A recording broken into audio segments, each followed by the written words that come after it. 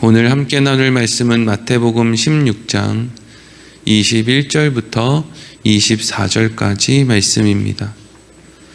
마태복음 16장 21절부터 24절까지 말씀 같이 읽겠습니다. 이때로부터 예수 그리스도께서 자기가 예루살렘에 올라가 장로들과 대제사장들과 서기관들에게 많은 고난을 받고 죽임을 당하고 제3일에 살아나야 할 것을 제자들에게 비로소 나타내시니 베드로가 예수를 붙들고 항변하여 이르되 주여 그리 마옵소서 이 일이 결코 주께 미치지 아니하리이다. 예수께서 돌이키시며 베드로에게 이르시되 사탄아 내 뒤로 물러가라. 너는 나를 넘어지게 하는 자로다. 내가 하나님의 일을 생각하지 아니하고 도리어 사람의 일을 생각하는도다 하시고 이에 예수께서 제자들에게 이르시되 누구든지 나를 따라오려거든 자기를 부인하고 자기 십자가를 지고 나를 따를 것이니라. 아멘. 오늘은 예수를 붙들고 항변하여 라는 제목으로 말씀을 나누도록 하겠습니다. 예수님께서 제자들을 데리고 빌립보 가이사라 지방에 일부러 찾아가셨습니다. 빌립보 가이사라 지방은 이제 유대 땅 제일 이제 북쪽에 있었던 곳이었기 때문에 그 도시는 화려하고 멋있는 그런 황제와 또 이 유대인의 왕 이름을 딴 화려하고 멋진 도시였지만 사실 그렇다고 해서 예루살렘에 가까운 것도 아니었습니다. 그러니까 저 변방에 떨어져 있지만 아름다운 그런 도시였죠. 그런데 그 빌립보 가이사라 지방 근처가 이제 예수님이 주로 활동했던 갈릴리 지역이 이제 가깝단 말이죠.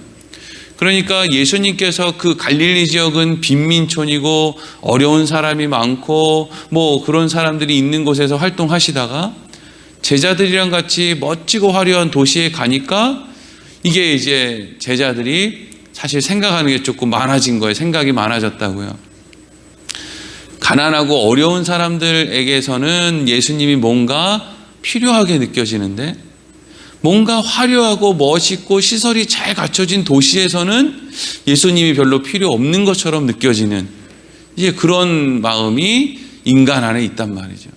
그래서 예전에 막 새마을 운동하고 보릿고개 넘어가고 이럴 때는 하나님 바짓가랭이라도 붙들어가지고 어쨌든지 살아야 된다고 막 그렇게 교회에 모이고 사람들이 열심히 기도하고 막 이렇게 했던 사람들이었는데 지금은 먹고 살만하고 형편이 나아지고 그리고 옛날에 그렇게 기도했던 사람들의 다음 세대 또 자녀 손주들 세대가 되니까 먹고 사는 게 너무 풍족해지니까 이제는 더 이상 하나님이 필요 없는 것처럼 느껴지는. 그래서 빌립보 가이사라 지방에서 예수님께서 제자들에게 사람들이 나를 누구라고 하느냐라고 물었을 때 제자들이 했던 이야기는 어떤 사람은 세례 요한이라고도 하고 뭐 엘리야라고도 하고 예레미야라고도 합니다. 선지자 중에 하나라고 합니다. 이렇게는 이야기하는데 그 화려한 도시 한복판에서 더 이상 우리에게 왜 메시아가 필요할까라는 생각을 가져다주는 너무나 편하고 편리한 그런 도시에서 예수님에 대해서 당신이 우리에게 반드시 필요한 메시아입니다라는 고백이 나오지 않는 거죠. 당연한 게 세상과 하나님 사이에서 인간은 당연하게 여러분 줄타기를 합니다. 그게 당연한 거예요. 그리고요 그렇게 줄타기를 하는데 결론은 꼭 어디로 가느냐? 세상으로 엎어집니다. 그게 인간이에요.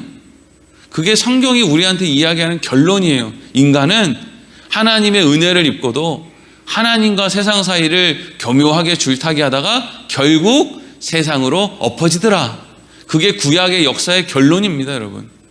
하나님이 애굽으로부터 끌어내든 홍해를 건너게 하든 광야에서 만나와 메추라기로 먹든 옷과 신발이 떨어지지 않는 것을 보여주시든 또 가나안 땅에 들어가서 공짜로 땅을 주시든 역사를 이루어 가시든 하나님의 은혜를 아무리 쏟아 부어줘도 인간의 결론은 하나님과 세상 사이를 줄타기 하다가 결국 세상으로 엎어지더라. 그래서 누가 이 땅에 오셔야 된다는 거예요? 메시아가 오셔야 된다. 메시아가. 인간의 힘으로는 절대 상상도 할 수 없는 그 일을 완성하실 메시아가 이 땅에 오셔야 된다는 거죠. 그래서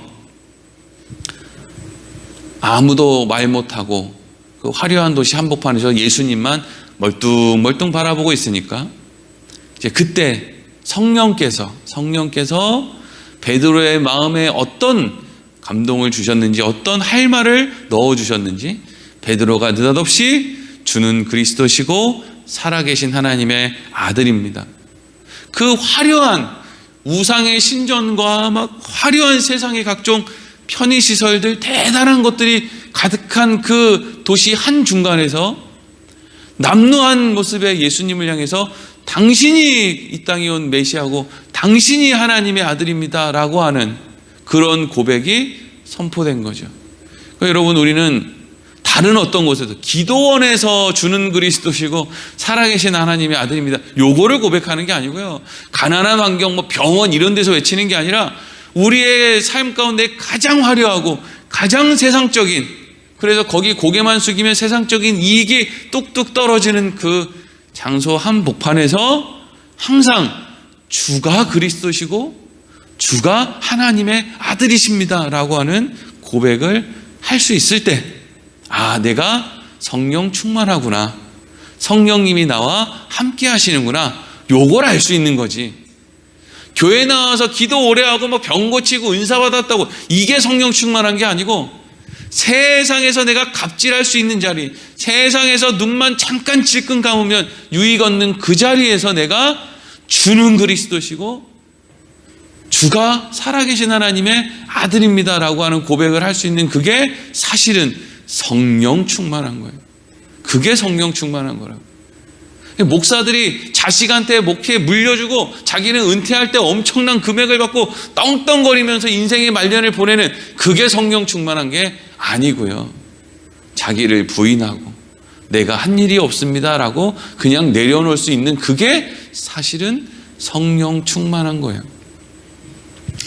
그렇게 베드로가 예수님에 대한 신앙 고백을 마쳤을 때 예수님께서는 사실 베드로를 칭찬하신 게 아니라 베드로 네가 참 복이 있는 사람이구나 라고 그냥 베드로에게 일어난 일의 그 원인과 결과를 이야기했을 뿐이죠. 베드로야, 너 참 복이 있다. 왜? 하나님이 너한테 그거 알게 한 거거든. 혈육은 인간의 육신으로, 인간의 생각으로, 인간의 마음으로는 이 세상의 한복판에서 주를 그리스도라고 시인할 수가 원래는 애초에는 없다. 근데 하늘에 계신 내 아버지가 너에게 그것을 알려주셨기 때문에 너는 그 고백을 할 수 있는 거다. 성령으로 말미암지 않고는 주를 그리스도라 할 수 없느니라, 이런 말씀이 있죠. 그래서 그렇게 베드로가 신앙의 고백을 한 이후에 예수님께서 오늘 21절에 이러한 말씀을 하시는 거예요. 같이 읽어보겠습니다. 시작. 이때로부터 예수 그리스도께서 자기가 예루살렘에 올라가 장로들과 대제사장들과 서기관들에게 많은 고난을 받고 죽임을 당하고 제3일에 살아나야 할 것을 제자들에게 비로소 나타내시니. 아멘. 여러분, 만약에 예수님이 그저 이 땅에 살아가는 사람들, 고단하게 살아가는 사람들, 가난하고 병 걸린 사람들의 어떤 문제를 해결해 주기 위해서 오셨다면 사실 예수님은 이 땅에 오실 필요가 없는 거예요. 그냥 선지자들도 충분히 할 수 있는 일이거든요. 사사들도 충분히 할 수 있는 일이란 말이죠.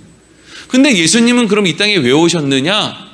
빌립보 가이사라 지방과 같은 모든 세상의 것이 갖춰져 있는 그 세상 한복판에서 그 안에 해결되어질 수 없는 바로 그것, 그러니까 가이사라 빌립보 지역도 만족할 수 없는 바로 그것을 위해서 예수님이 오셨다는 말이죠.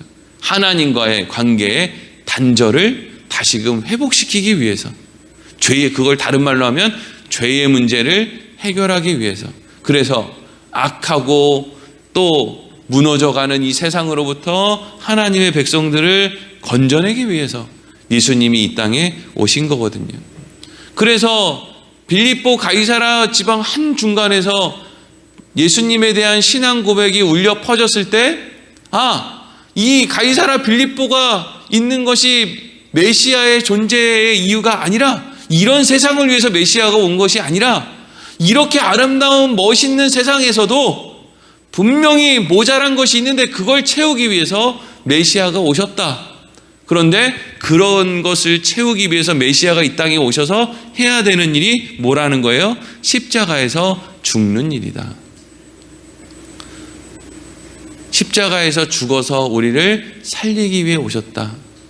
이 땅에서 화려하게 아름답게 살아도 그거 해결 안 되는 게 분명히 있기 때문에 예수님께서 이 땅에 오셨다라는 것을 지금 예수님이 분명히 드러내고 있는 거죠. 그런데 잘 생각해 보면, 이 말씀을 잘 보면은요, 누가 지금 예수님을 십자가에서 죽이도록 하는 장본인으로 등장하고 있느냐?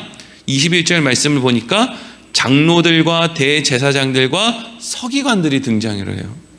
이 장로들, 대제사장들, 서기관들은 소위 자신들이 하나님을 잘 믿는다라고 하는 사람들이었는데, 잘 생각해 보면 이 사람들은 하나님을 잘 믿는 사람이 아니고요, 하나님을 잘 이용해 먹던 사람들이죠.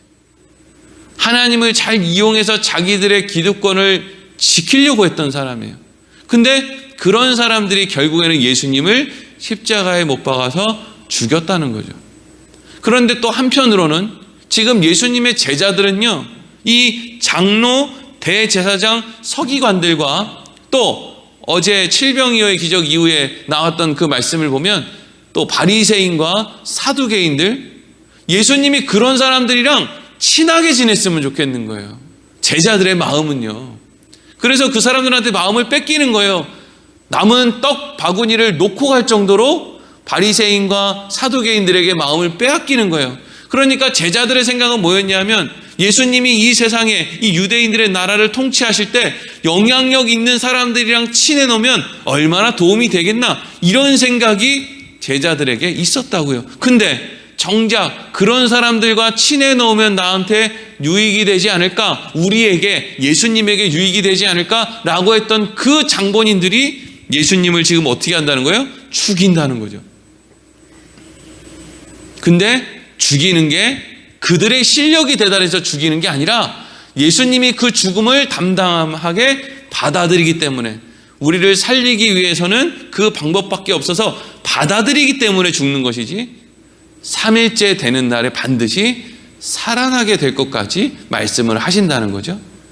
근데 제자들은 예수님이 이런 말씀을 하셨는데, 예수님 그게 무슨 뜻입니까?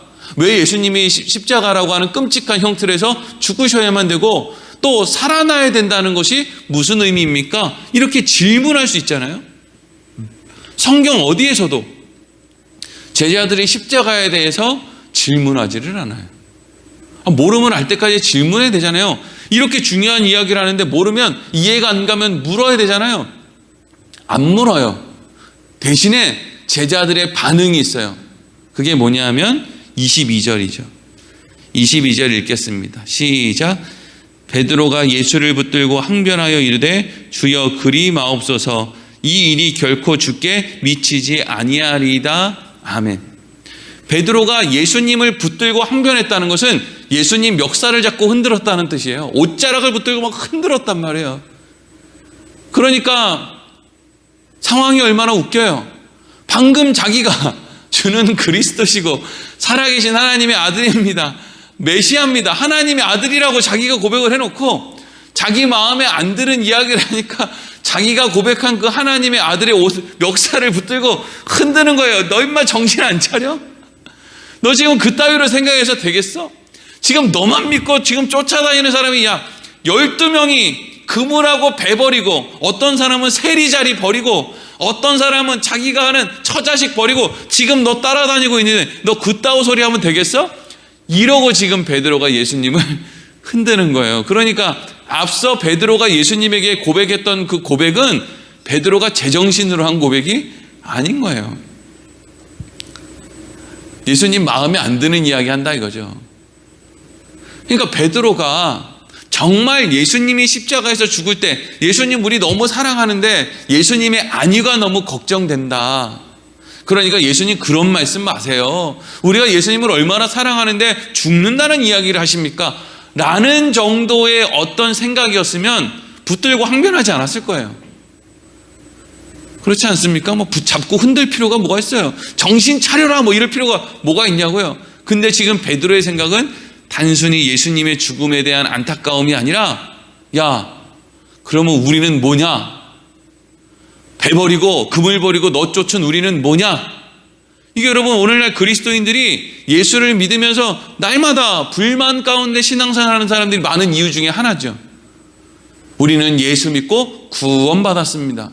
우리가 얻어낼 수 없는 영생을 예수님의 십자가를 통해서 얻었습니다 라고 고백을 해놓고, 그리고 나서는 날마다 예수님을 붙들고 항변하는 게 뭐예요? 예수님 우리가 새벽에도 기도하고 수요일도 나가고 금요일 날도 찬양 기도도 하고 또 주일 성수도 하고 내가 11조도 하고 전도도 하고 다 했잖아요. 근데 왜 아픕니까? 근데 왜 우리 자식들은 안 풀립니까? 근데 왜 뭔가 세상의 문제는 다 나한테 오는 것 같습니까? 이래서 되겠습니까? 내가 여태까지 하나님한테 해드린 게 얼마나 많은데 이래서 되겠습니까? 이리로 이제 가는 거예요. 이게 베드로의 마음이었다고요. 그러니까 베드로의 마음은 딴 데 있는 거예요. 우리의 마음은 구원해 주셔서 감사합니다. 우리 힘으로 할 수 없는 그 문제를 해결해 주셔서 감사합니다 라고 말은 하지만 실질적으로 그것에 대한 감사가 별로 크지 않은 거예요. 죽은 다음에 천국 가는 문제에 대해서는 별로 관심들이 없는 거예요. 그냥 그건 간다 치고, 베드로도 그래 당신 메시아라 치고 우리한테 유익이 되는 걸 좀 해주셔야지. 그거 안 한다? 그러면 안 된다는 거죠. 그래서 예수님이, 베드로가 그냥 예수님을 붙잡고 안 된다고 막 그냥 하니까 예수님께서 베드로에 대해서 뭐라고 합니까? 23절 말씀 보겠습니다. 시작. 예수께서 돌이키시며 베드로에게 이르시되 사탄아 내 뒤로 물러가라. 너는 나를 넘어지게 하는 자로다. 내가 하나님의 일을 생각하지 아니하고 도리어 사람의 일을 생각하는도다 하시고 아멘. 예수님이 베드로에 대해서 지금 뭐라 그래요? 이런 사탄아. 어떻게 보면 베드로가 예수님 걱정해 주는 것처럼 보이기도 해요. 예수님 그렇게 죽지 마세요. 십자가에 죽지 마세요. 근데 이제 베드로가 제정신으로 하는 게 아니죠. 그냥 자기 생각으로 그냥 하는 거란 말이죠. 그랬더니 예수님이 베드로의 면전에 대고 이런 사탄아 물러가라. 네가 나를 넘어지게 하려는구나. 여기서 베드로를 향해서 예수님이 사탄이라고 하는 거, 그리고 예수님께서 공생애를 시작하시기에 앞서 광야에 가셨다가 40일 동안 금식하게 되고 그 이후에 사탄이 하는 세 가지의 시험 가운데 세 번째 시험하고 대단히 닮아 있는 걸 볼 수 있어요. 그때도 예수님이 이렇게 얘기하거든요. 제가 마태복음 4장 8절에서 10절까지 말씀 읽어보겠습니다. 마귀가 또 그를 데리고 지극히 높은 산으로 가서 천하 만국과 그 영광을 보여 이르되 만일 내게 엎드려 경배하면 이 모든 것을 내게 주리라. 이에 예수께서 말씀하시되 사탄아 물러가라. 기록되었을 때 주 너의 하나님께 경배하고 다만 그를 섬기라 하였느니라. 아멘. 예수님께서 천하의 모든 걸 보여주면서 이 세상 모든 건 다 내 거야. 그러니까 이거 나한테 절만하면 너 다 줄게 라고 하는 그 사탄에게 사탄아 꺼져라. 나는 하나님에게만 경배한다. 이렇게 이제 말씀을 하셨다는 거예요. 그러니까 베드로를 향해서 예수님이 사탄이라고 한 것과 또 예수님을 시험했던 그 마귀에 대해서 사탄이라고 한 것, 그 둘의 공통점은 뭐냐 하면 세상을 위해서 살으라는 거죠. 세상을 얻는 것이 유익 아니냐. 뭐 영원한 나라, 하나님의 뜻, 그거 뭐 생각할 거 있냐. 목구멍이 포도청 아니냐. 너 이 땅에서 그냥 먹고 사는 일에 그냥 그것만 하고 살아라. 그거 하면 되는 거 아니냐. 돈 열심히 벌어서 자식들 물려주고 돈 열심히 벌어서 너 그냥 건강하게 살고 편안하게 살고 그거 하면 되는 거 아니냐. 뭐가 영생이고 뭐가 뭐 하나님이고 뭐 그게 무슨 상관이 있냐. 그냥 너 되는 대로 살아라. 이 땅에서 행복한 게 그게 최고 아니냐? 십자가를 왜 지냐? 십자가를 힘들게 아프게. 그리고 너가 십자가를 져서 구원해내려고 하는 그 사람들이 자격이 있냐? 마귀가 그렇게 바로 막는 거예요. 자격 없는 사람들을 위해 죽지 마라 이거죠. 근데 그건 누구 생각이냐면 마귀 생각, 사탄 생각이죠. 하나님의 생각은 뭐예요? 하나님의 생각은 죽으라는 거죠. 죽으라는 거예요. 그러니까 우리 안에도 날마다 싸우는 거예요. 네가 죽어야지 라고 하는 것과 네가 왜 죽냐? 저 사람이 네가 죽을 만한 가치가 있냐? 저 사람들 네가 죽는다고 해서 저 사람들 요만큼도 안 달라져. 너 죽지 마 라고 하는 마음과 한편에서는 그래도 예수님이 죽었는데 하나님이 우리도 자기를 부인하고 십자가 지라고 했는데 내가 져야지 라고 하는 그 마음이 우리 안에서 날마다 싸우는 거예요. 그때 우리는 분명한 한 가지는 알아야 돼요. 싸움에 지더라도 내가 죽는 게 아버지 뜻이다. 지금 내가 분풀이를 그냥 다 하고 내 성질대로 다 하는 게 아버지의 뜻이 아니고, 내가 지금 속이 시원한 게 아버지의 뜻이 아니고, 내가 지는 게, 내가 죽는 게, 저 사람이 변하든지 않든지 그냥 내가 지금 죽어버리는 게 그게 아버지의 뜻이라는 거죠. 그러면 네가 죽어버리면 아버지가 너의 죽음 위에 꽃을 피우게 하겠다는 거예요. 그게 예수님의 십자가 죽음 위에 부활의 꽃이 피어지는 거예요.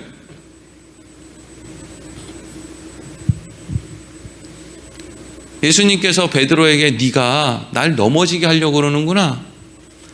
네가 하나님의 일을 생각하지 아니하고 도리어 사람의 일을 생각하는도다, 이렇게 얘기하세요. 근데 여러분 사실 생각해 보면 예수님이 십자가에서 죽으려고 하는 그 일이 실제로는 너무나 사람들을 위한 일이죠. 너무나 사람들을 위한 일이라고요. 이게 하나님의 일을 생각하지 않고 사람의 일을 생각하는구나 라고 예수님 말씀하시지만 사실 이게 무슨 하나님의 일입니까? 예수님 십자가에서 죽었던 하나님이 살아나는 게 아니잖아요. 죽은 우리가 살아나는 거잖아요. 그러니까 네가 하나님의 일을 생각하지 않고 사람의 일을 생각하는구나 라고 말씀을 하시지만 예수님이 십자가에 죽으신 일은 진짜 사람을 위한 일이죠. 온전한 사람을 위한 일이죠. 하나님의 일은요 사실 온전한 우리의 일이에요. 근데 우리가 우리를 위한다고 하는 일은 오히려 우리를 망치는 일이라고요. 그러니까 하나님은 우리를 이용해서 뭘 하려는 분이 아니라 우리의 유익을 위해서 지금 뭔가를 하도록 하시는 분이라는 것을 우리가 알 수 있는 거죠. 그리고 마지막 24절에 이렇게 이어집니다. 읽겠습니다. 시작. 이에 예수께서 제자들에게 이르시되 누구든지 나를 따라오려거든 자기를 부인하고 자기 십자가를 지고 나를 따를 것이니라. 아멘.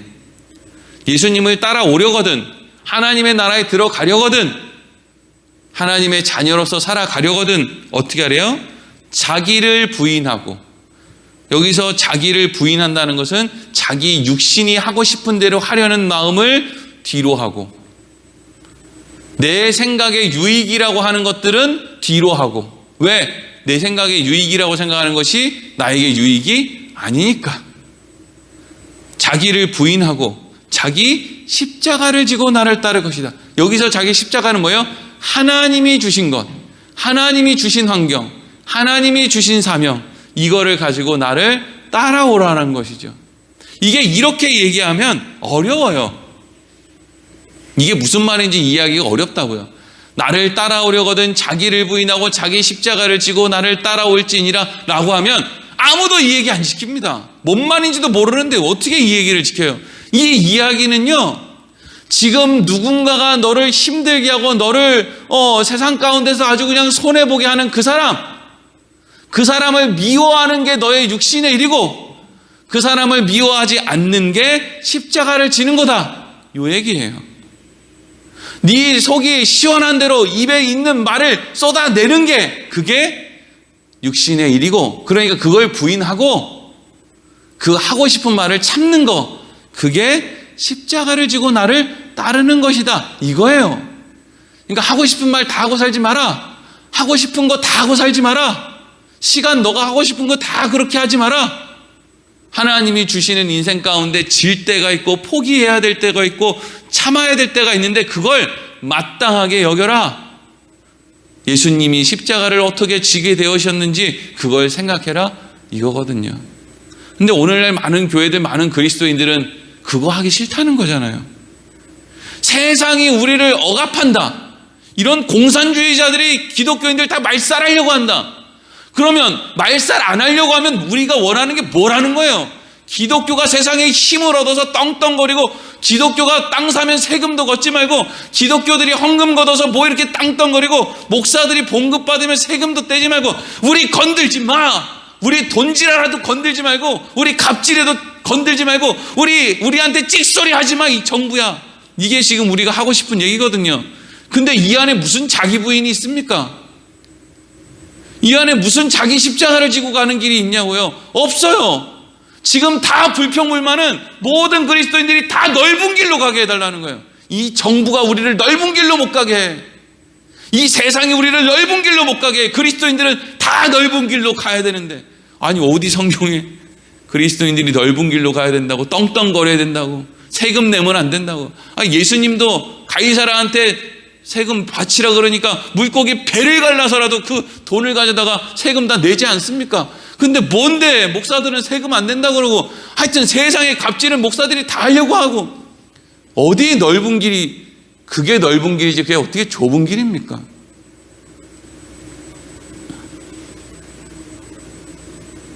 그러니까 나를 따라오려거든 자기를 부인하고 자기 십자가를 지고 따를 것이니라. 네가 하고 싶은 건 하지 말고 네가 하기 싫은 거 그거 해, 이 뜻이에요. 네가 하고 싶은 거, 세상에서 성공하고 막 누리고 이런 거 하지 말고 네가 하기 싫은 십자가를 져. 그러면 내가 할게. 그러면 내가 할게. 거기서 내가 할게가 누구예요? 하나님이요. 하나님보다 잘할 자신 있으면 십자가 내팽겨치고 우리 힘으로 하는 거예요.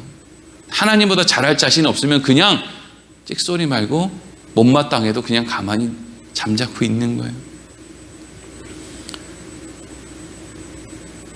제가 늘 마음속에 가끔씩 이렇게 떠오르는 게 있는데, 우리 강경에 가끔씩 이렇게 코다리 먹으러 가잖아요. 강경에 그거 먹으러 가면 항상 순교자교회 성결교회 지나가잖아요. 그 지나갈 때마다 무슨 생각이 문득문득 드냐면, 이제 66명의 순교자비가 거기 안에 있는데 목사 장로 하나도 없다는 거죠. 늘 그게 생각나요. 순교한 사람이 66명인데 66명이 다 성도예요. 목사 장로들 다 어디 갔는지 아십니까? 다 도망갔어요. 다 도망갔다고요. 지들끼리 다 도망갔어요. 목사 장로 다 도망갔다고요. 임신한 애기 엄마들, 오도 갈 데 없는 할머니들, 애기들, 이런 성도들만 남아서 다 순교했어요. 마땅히 자기를 부인해야 될 사람은 자기 부인을 안 하고, 마땅히 자기 십자가를 져야 될 사람들은 십자가를 안 지고 다 도망가는 거예요. 말만 하는 거예요. 말만. 그리고 그 말만 하는 사람들 가운데 철딱서니 없이 말하는 사람, 어떤 사람들이 있어요? 지금 온 세상이 다 난리인데, 그래서 온 세상이 다 어려운데 하나님 저만 코로나 지켜주셔서 감사합니다. 어쩌자는 거예요 지금 이게? 아니, 세상이 다 어려워가지고 다 힘들고 허덕이고 있는데 나만 지켜주신 것에 대해서 감사합니다. 그럼 걸린 사람은 뭐예요? 걸린 사람은 하나님이 안 지켜주신 거예요? 우리는 늘 그냥 그런 식인 거예요. 그래서 우리는 하나님 나 좀 믿어보세요. 제가 하나님을 위해서 뭘 해드리겠습니다. 이런 존재들이 아니고, 하나님 감사합니다. 할 말이 없습니다. 우리는 자격이 없고요. 내 인생 다 하나님 때문에 거저 사는 겁니다. 내가 누구한테 무슨 말을 하고, 누구한테 뭘 열심히 하라 그러고, 뭘 잘하라 그러고, 내가 그런 말을 할 처지가 아닙니다. 하나님 그저 긍휼히 여겨주세요. 그게 여러분 오늘날 우리들이 가져야 될 마음의 중심이죠. 예수님 보내주셔서 감사합니다. 예수님 우리를 위해서 십자가 지게 해주셔서 감사합니다. 그 예수님 우리가 믿게 해주셔서 감사합니다. 이렇게 못난 인생, 맨날 세상으로 엎어지고 세상에서 잘 되면 히히닥거리고 뭐가 좀 안 되면 맨날 우울하고 하나님한테는 관심도 없는데 이런 인생을 구원해 주셔서 감사합니다. 이게 여러분 그리스도인의 기본 자세라고요. 어떻게 우리가 교회 안에서 다툴 수가 있고 교회 안에서 어떻게 자기 생각을 주장할 수 있겠어요? 우리가 다 죄인인데, 못난이들인데 말이죠. 다른 교회는 모르겠고요. 우리 부여온 누리교회는 늘 그 마음으로 난 자격 없습니다. 목사가 제일 자격이 없고 장로가 자격이 없고 권사집사가 자격이 없고 우리는 그저 세상 가운데 허덕이며 사는 메시아가 반드시 필요한 불쌍하고 연약한 인생일 뿐입니다. 늘 이러한 고백으로 나보다 타인을 더 나은 존재로 여길 줄 아는 그런 부여온 누리교회 성도들 되기를 소망합니다. 기도하겠습니다.